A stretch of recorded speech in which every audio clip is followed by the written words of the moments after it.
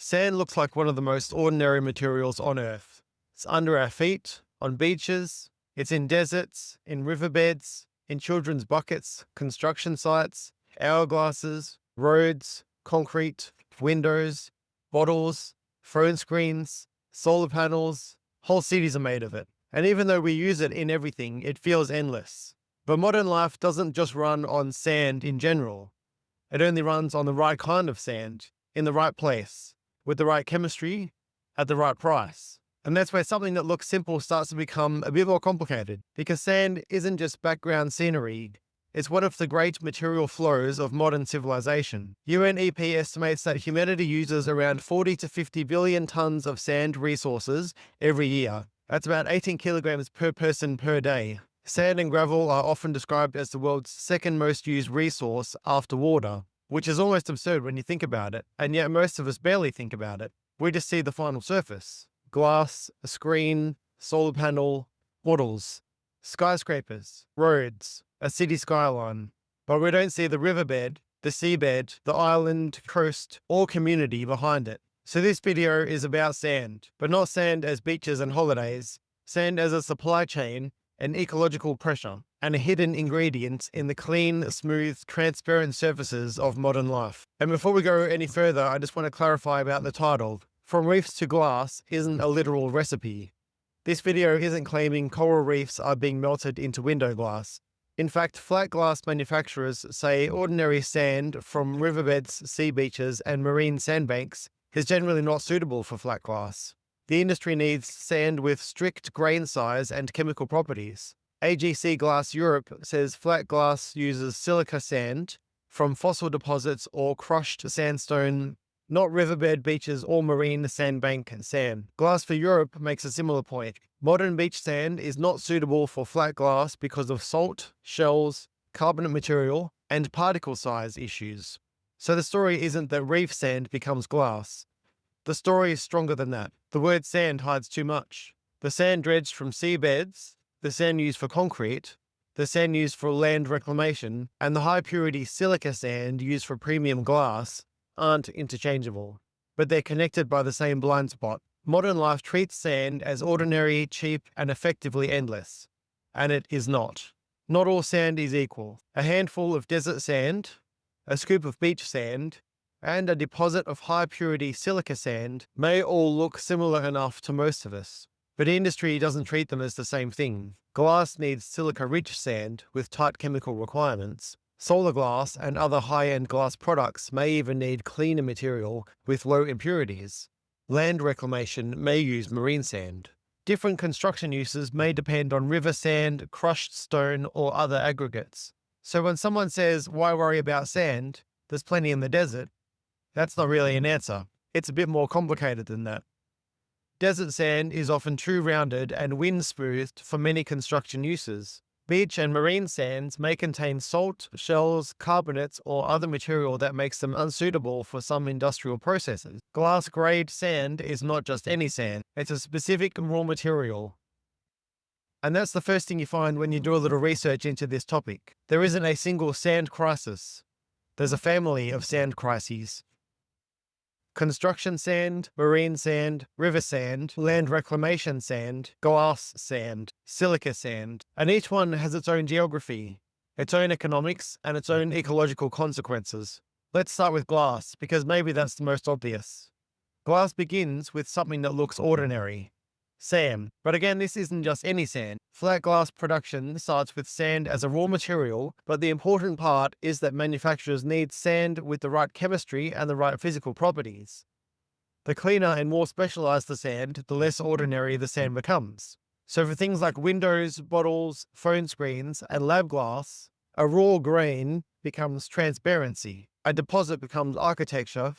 A mineral becomes a screen, and that transformation can make the material origin disappear. You don't look through a window and think about a mine. You don't hold a phone and think about silica purity. You don't look at a solar panel and think about sand, but the sand is there. And this is where the story becomes especially modern. Solar panels need glass. Screens need glass, as do buildings and bottles. The energy transition doesn't remove material demand, it just changes which materials we demand. And that's not necessarily a problem with solar power, but it means clean technology still has a supply chain. And if we're going to talk honestly about the material future, we have to be able to say two things at once. Renewable energy is necessary, and renewable energy still depends on mined, processed, transported materials. The question is whether we manage those supply chains well, or whether we let the clean final product hide the messy extraction behind it. But glass-grade silica is only one part of the story. The larger sand crisis is much bigger. As I said before, we're using around 40 to 50 billion tons of sand resources every year. That isn't just glass, it's concrete, roads, asphalt, land reclamation, coastal defense, buildings, infrastructure, ports, artificial islands, urban expansion, and the scale matters. At small scale, taking sand can look harmless. A pile from here, a barge from there, a dredger offshore, a pit inland, a new city district. But at global scale, those removals add up. Changed rivers, eroded coasts, damaged seabeds, lost habitats, communities living with the consequences. That's why UNEP argues that sand has to be recognized as a strategic resource, not treated as an invisible background material. And that phrase matters, strategic resource. Not because sand is rare in the way diamonds are rare, but because the useful sand, in the useful place, doing the right ecological job, isn't infinite. A beach isn't just spare construction material, nor is a riverbed just a quarry with water on top. A seabed isn't a storage unit for sediment. Sand moves, it protects coasts, it shapes habitats, it feeds beaches, it creates seabed structure. It supports fisheries, seagrass, reefs, deltas, and coastal communities. So when we remove it, we're not simply taking dead grains. Some of the most important extraction happens where most of us never see it. Under the water. UNEP's Marine Sandwatch estimates that 4 to 8 billion tons of sand and other sediments are dredged every year from marine and coastal environments. It also warns that the world is approaching the natural replenishment rate needed by rivers to maintain coastal and marine ecosystem structure and function. Another UNEP story translates marine extraction into a more visual number. About 1 million lorry loads a day from the sea. That's the sort of number that sounds fake until you remember the scale of modern construction. Cities grow out of material. Concrete, glass, and steel all require aggregate, fill, and sand, and because offshore dredging happens away from ordinary view, the scar can be easy to miss. A forest cleared for a mine is visible. A beach disappearing is obvious to the people who live near it, but a disturbed seabed may not produce a dramatic image on the evening news. And that doesn't make it harmless, it makes it hidden. UNEP warns that shallow sea mining and dredging can affect biodiversity, increase water turbidity, and create noise impacts on marine mammals. And this is where the language matters. Marine sand dredging is not just taking dead material from an empty floor. The seafloor is habitat. It's a nursery ground and a food web. When dredges scrape, suck, or disturb sediment, they can cloud the water, bury or expose organisms, damage feeding grounds, alter seabed structure, and change the physical shape of the coast. Turbidity matters because cloudy water changes light. Light matters for seagrasses and other marine life. Sediment movement matters because coasts aren't static. Noise matters because the ocean is a sound environment. And habitat matters because many marine species depend on structure, shelter, and specific seabed conditions. And these are the hidden harms of material extraction. It can look like a technical operation, but to the living systems underneath, it's a disturbance. And sometimes even protected areas aren't protected in the way most people would assume. Recent research summarized by Stanford's Center for Ocean Solutions found that sand dredging is increasingly encroaching on marine protected areas. It also found that nearly half of dredge operators mine sand or other sediments from protected ocean areas at some point during the year. That's a deeply uncomfortable idea, because marine protected areas sounds reassuring. It sounds like a line has been drawn around life. But in practice, protected areas vary enormously. Some are strongly protected, some allow extractive activity, some are poorly enforced, and some have loopholes big enough to sail a dredger through. So when we hear that sand dredging can happen in or near protected areas, It tells us something about the gap between the language of conservation and the reality of demand. We can declare places important. We can map them. We can colour them blue. But if extraction still happens, protection becomes more fragile than it looks. And the ocean has a particular disadvantage here. Most of the damage happens out of sight. A strong example of sand becoming geopolitics is Indonesia. Indonesia has a long and complicated history with sea sand exports, especially in relation to land reclamation. The University of Queensland's Sustainable Mineral Institute says Indonesia's 2003 ban on sea sand exports followed widespread environmental and economic damage. It says unchecked sea sand exports destroyed 26 sand islands in Riau province, while sand mining in Banten province eroded shorelines and damaged coral reefs. More recently, Dialogue Earth reported that Indonesia's decision to resume sea sand exports triggered concern from critics who warned about damage to coastal ecosystems, fisheries, and small island communities. This is where sand stops looking like a building material and starts looking like a political question. Who gets the land reclamation? Who gets the construction boom? Who gets the artificial coastline? And who loses the beach, the reef, the island, the fishery, or the protection from storms? Sand extraction often happens in one place so that development can happen somewhere else. People who enjoy the finished product may never see the place that was damaged. A city expands, a coastline is defended, an island is built, a port grows, a building rises, and somewhere else, sediment is missing. That's one of the patterns we keep seeing in environmental stories. The benefit is polished, the harm is displaced. So let's go back to glass. The marine sand story isn't usually the glass story, and the premium glass story isn't usually beach sand.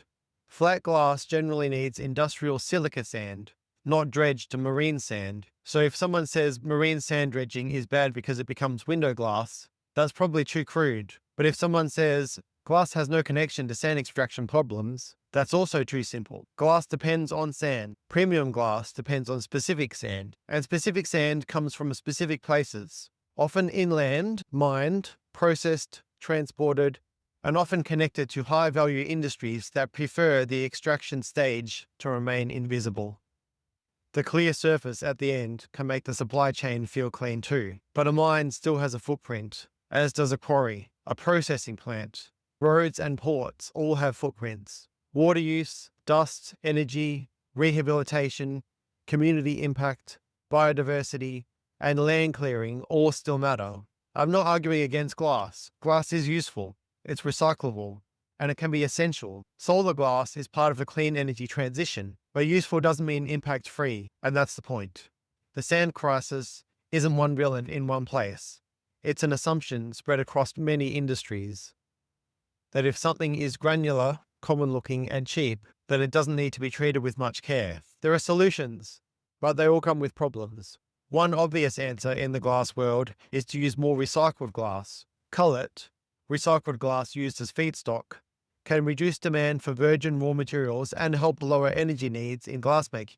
But the practical benefits depend on the types of glass, collection systems, contamination, color sorting, and quality requirements. AGC lists increased use of cullet as one of the main areas in its low-carbon glass strategy. FEVE, the European Container Glass Federation, also says glass container production can reduce virgin sand use by replacing it with recycled glass where possible.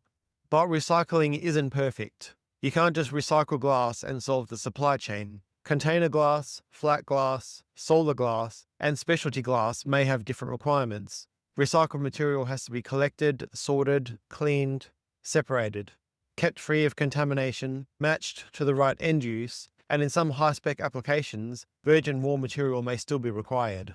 So recycling glass helps, but it doesn't erase the need for better sourcing.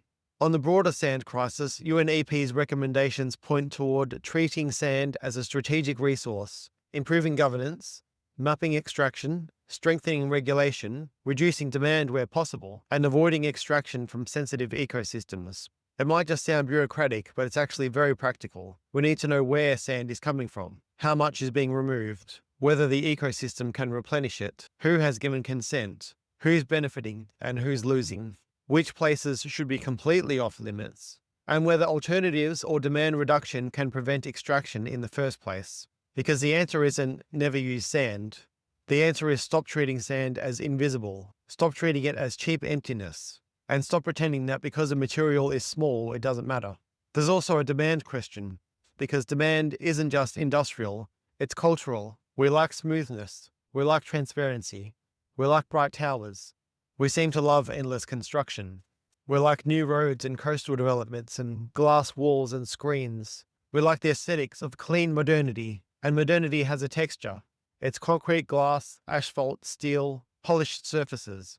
And we really like reflections. The problem is that those surfaces can make extraction disappear. A clear window doesn't show you the quarry. A glossy phone screen doesn't show you the mine. A new artificial coastline doesn't show you the island or seabed that lost sediment. And that's the hidden cost of premium sand. Not every dredging operation is equally destructive, but the finished surface is often too clean for the story behind it. So where does that leave us? First, we need better language. Sand isn't just sand. There's marine sand, river sand, construction sand, silica sand, glass sand, low iron sand, crushed aggregate, dune sand, beach sand, and industrial sand. Each type has different uses, different limits, and different ecological risks. Second, we need better traceability. A company should not be able to sell a clean final product while having no meaningful answer to where its raw materials came from. Third, we need real no-go zones. Some habitats should not be dredged. Some coastlines should not be mined. Fourth, we need to reduce waste.